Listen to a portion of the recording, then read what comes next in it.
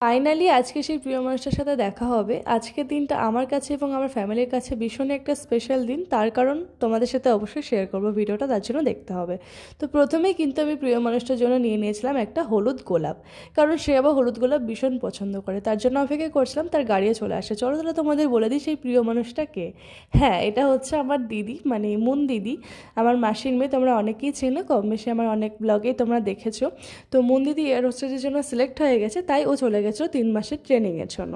তো হ্যাঁ, আজ 3 মাস পর বাড়ি এলো। থেকে 3 মাস আগে যখন ও ট্রেনিংয়ে গেছিলো, যাওয়ার দিন কিন্তু ওকে আমার টাটা বলা হয়নি, কারণ আমি একটু ব্যস্ত হয়ে পড়েছিলাম ওই দিনটাতেই। তো যাই হোক, দেখতেই পাচ্ছ দিদি কিন্তু কলকাতা এয়ারপোর্ট থেকে এসেছিল একদম গাড়িতে করে। দেন আমরা তাহিরপুরে উঠে পড়েছিলাম, আর এই আমরা যাচ্ছিলাম। আমি ওকে একটা গোলাপ দিয়ে ওয়েলকাম করেছিলাম। ওম দিয়ে আবার ইয়েলো রোজ খুব ভালোবাসে, তাই ওকে আমি ইয়েলো রোজটা গিফট করেছিলাম। তো যাই হোক, এই যে মোমেন্টটা সেটা কিন্তু বেস্ট ছিল। ও যখন ওর বাড়িতে আসে, নিজের বাড়িতে, আর এখানে এসে দেখে যখন সবাই দাঁড়িয়ে থাকে, এখানে কিন্তু মাসি ইমোশনাল হয়ে গেছিলো, কারণ ওকে 3 মাস পর দেখছে, স্বাভাবিক ব্যাপার, ইমোশনাল হবেই। আর মেজদি থাকলে হয়তো আরও বেশি বেশি আমাদের আনন্দ হতো।